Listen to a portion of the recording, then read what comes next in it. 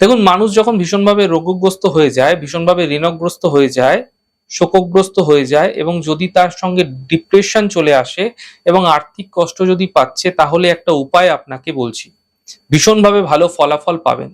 শনিবার দিনকে শিবলিঙ্গের উপরে প্রথমে বেলপাতা দেবেন এবং উত্তর দিকে মুখ করে তারপর জলটা ঢালবেন। তারপর কি করবেন, একটা অশ্বত্থ গাছের পাতা নেবেন এবং তার মধ্যে অশ্বত্থ গাছের চকচকে দিকটিতে আপনারা একটা নীল অপরাজিতা ফুল রেখে সেটাকে শিবলিঙ্গের উপর অর্পণ করবেন। এর পরের দিনকে যে অশ্বত্থ বৃক্ষের যে পাতা এবং নীলকণ্ঠ ফুল যেটা রেখেছিলেন সেটাকে তুলে একটা স্টিলের কৌটোর মধ্যে রেখে দিন, এবং এই কৌটোটি আপনার কাছে সর্বদা রেখে দিন, সব সময় রেখে দিন, যেখানেই যাচ্ছেন না কেন আপনার পকেটে রেখে দিন। আপনি সারা জীবন সুখী হতে দেখতে পাবেন। নীল অপরাজিতা ফুলের অদ্ভুত চমৎকারিত্ব আছে, এর আগেও আলোচনা করেছি। বিভিন্ন কষ্ট থেকে আপনার মুক্তি মিলবে। ছোট্ট প্রক্রিয়ার মাধ্যম দিয়ে আপনারা করে দেখুন এই প্রক্রিয়া, ভীষণ সাফল্য আপনার জীবনে আসতে অবশ্যই দেখতে পাবেন।